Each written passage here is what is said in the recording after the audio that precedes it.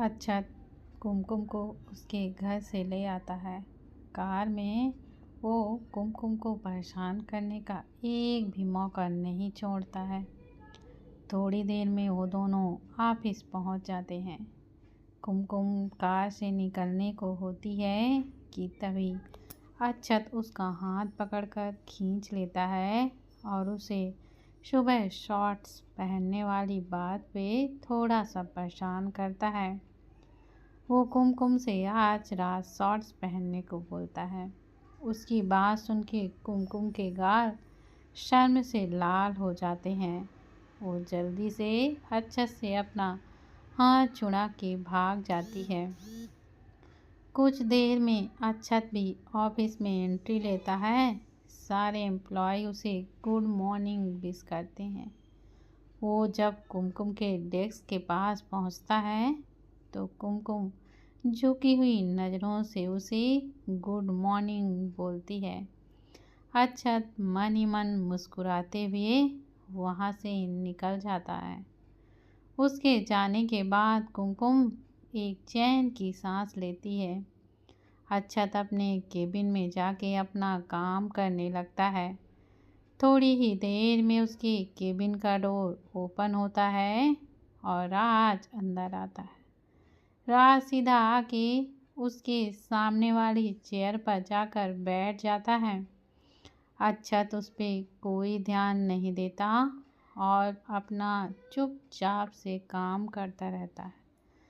राज को अक्षत को इग्नोर करने से चिढ़ मचती है और वो मुंह फुला के बोलता है, मैं इतनी देर से यहाँ बैठा हूँ और तू काम में लगा है।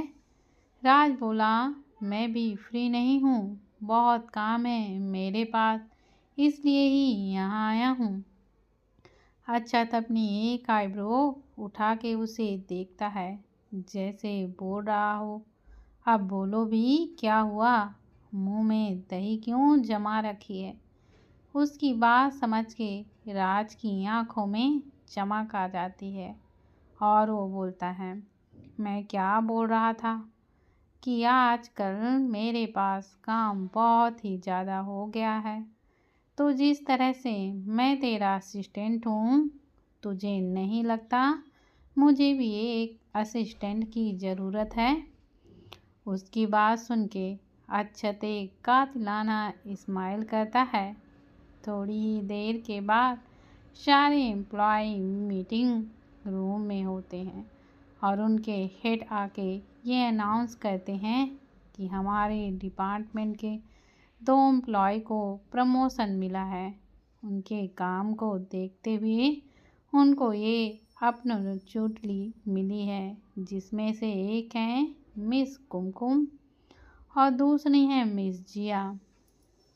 मिस कुमकुम आज से बॉस की पर्सनल असिस्टेंट होंगी, तो वहीं मिस जिया हमारे सेकेंड बॉस यानी कि मिस्टर राज सिंघानिया की असिस्टेंट होंगी। राज का नाम सुन के जिया के दिमाग में कुछ स्ट्राइक करता है, लेकिन वो ज़्यादा ध्यान नहीं देती। राज का नाम सुन के जहाँ जिया खुशी से पागल हुई जा रही थी, तो वहीं कुमकुम के तोते उड़ गए थे।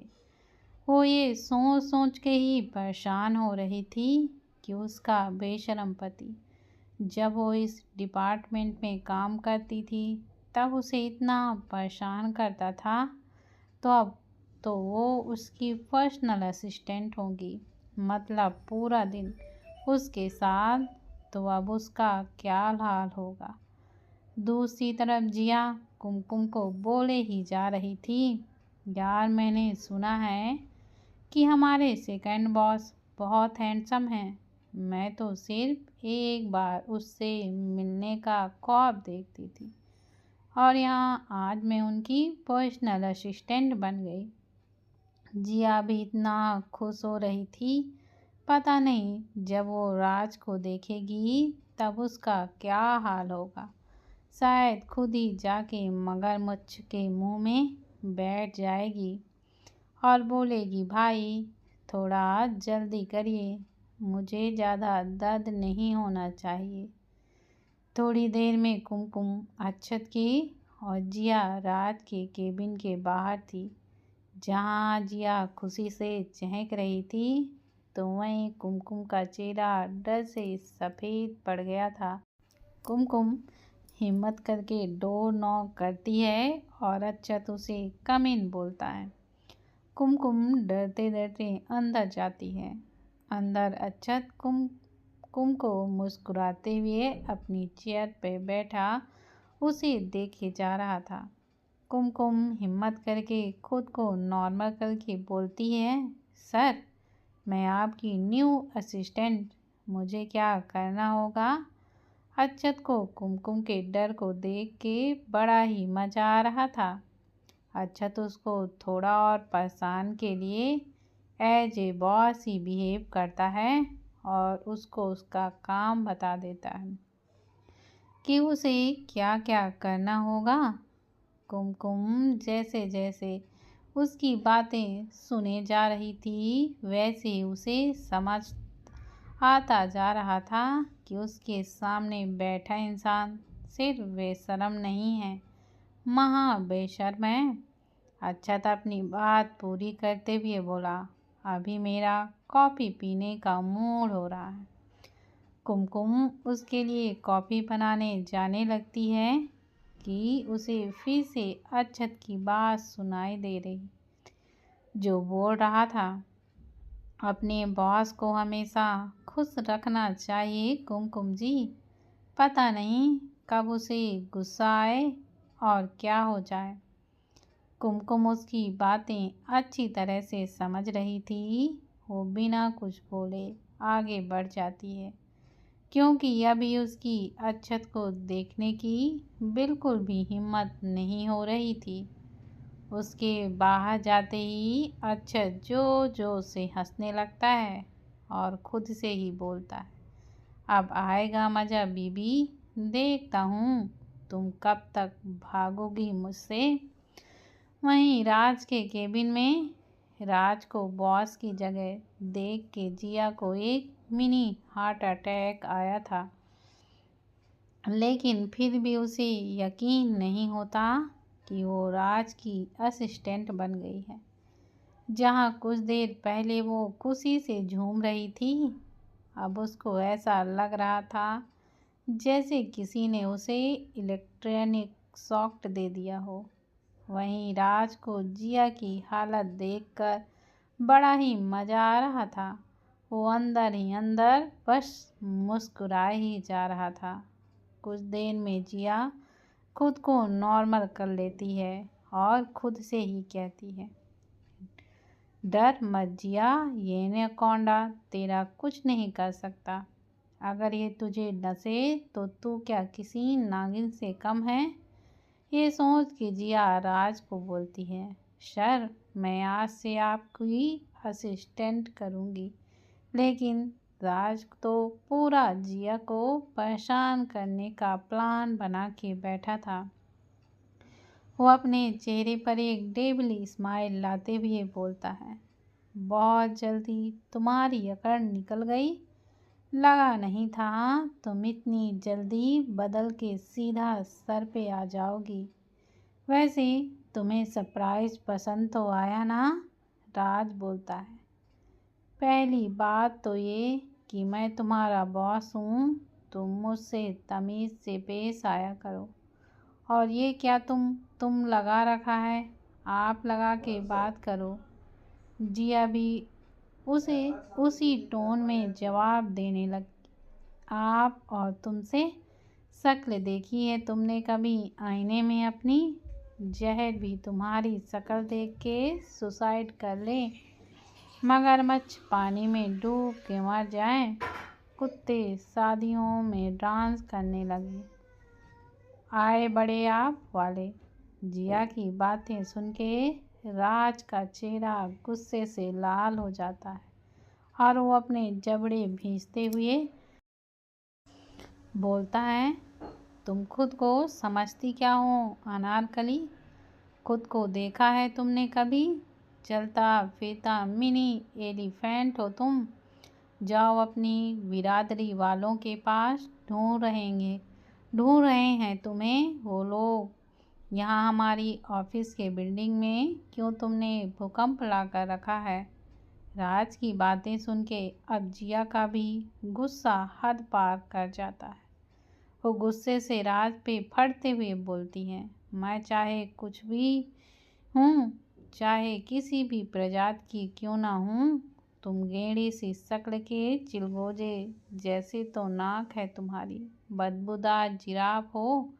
जब भी मुंह खोलते हो सामने वाले का तो तुम्हारी स्मेल से ही बेहोश हो जाता है। दांत तो ऐसे हैं जैसे अभी निकल के चूहे की तरह सब कुतर डालोगे। पता नहीं किसने तुम्हें यहाँ बॉस की चेयर पर बैठा दिया। शक्ल से तो तुम वॉचमैन लगते हो। एक्चुअली सिर्फ लगते नहीं हो, तुम हो ही वॉचमैन। जिया नॉन स्टॉप बस बोले ही जा रही थी और राज का गुस्सा वहाँ आउट ऑफ कंट्रोल हो चुका था। वो एक झटके से अपनी चेयर से उठता है और जिया के पास जाकर उसकी कमर पकड़कर उसे दीवार पर लगा देता है और उसके होंठों पर अपने होंठ रख देता है। जिया की तो सांसें ही अटक चुकी थीं। उसे लग रहा था कि उसका दिल अभी सीना चीर के बाहर आ जाएगा।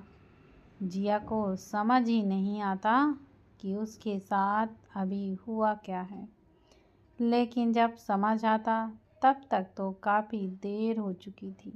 जिया राज को धक्का देने लगती है, लेकिन राज को हिला पाना भी उसके लिए बहुत बड़ी बात होती। थोड़ी देर में जिया थक जाती है और राज को उसकी मनमानी करने देती है।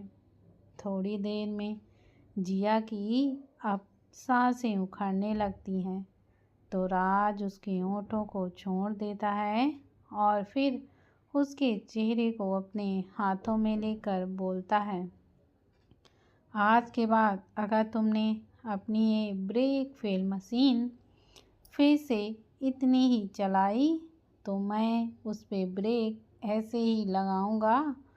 और एक बात, आज के बाद किसी और के पास जाने की या किसी को अपने पास आने देने की गलती से भी मत करना, वरना मुझे ऐसा लगता है कि तुम ज़्यादा देर मेरे सामने टिक नहीं पाओगी और मैं खुद को कंट्रोल कर नहीं पाऊँगा।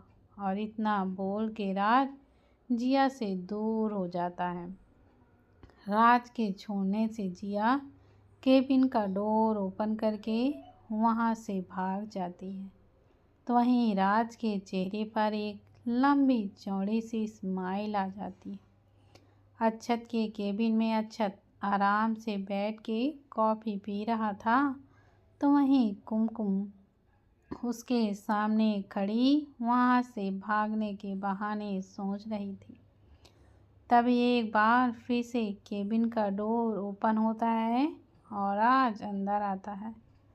कुमकुम को देख के राज बोलता है, भाभी वो मेरी असिस्टेंट है ना, उसको कुछ समझ ही नहीं आ रहा है, आप ज़रा उसकी थोड़ी हेल्प कर दीजिए, उसने मेरा सर खा लिया है। तब तक मुझे भाई से कुछ डिस्कशन करना है एक प्रोजेक्ट के लिए। अक्षत की बात सुन के कुमकुम वहाँ से चली जाती है और राज जल्दी से केबिन का डोर लॉक करके अक्षत के सामने वाली चेयर पर बैठ जाता है और बोलता है, प्रेम खन्ना को हार्ट अटैक आया है और वो हॉस्पिटल में है। राज की बात सुन के अक्षत बोलता है, कबीर को कॉल करो और बोलो कि बेटी को उसके बाप से मिला दे। पर अक्षत, अगर उसने फिर से कुछ किया तो? राज चिंता करते हुए अक्षत से बोलता है, कबीर को बोल दो, उसकी हर एक सांस की खबर होनी चाहिए हमें। और एक डेविड स्माइल पास करता है। राज उसका इशारा समझ के कबीर के पास कॉल करता है और मीरा को छोड़ने का बोलता है। सामने से कबीर की रोनी सी आवाज़ आती है, लेकिन सेकंड बॉस, अभी तो मेरा मन भी नहीं भरा। क्या हम इसे कुछ दिन और नहीं रख सकते? कबीर की बात सुन के राज बोलता है, ये बॉस के ऑर्डर्स हैं, आगे तुम देख लेना जो कुछ भी तुम्हें करना है। और यह बोलकर वह कॉल को कट कर देता है।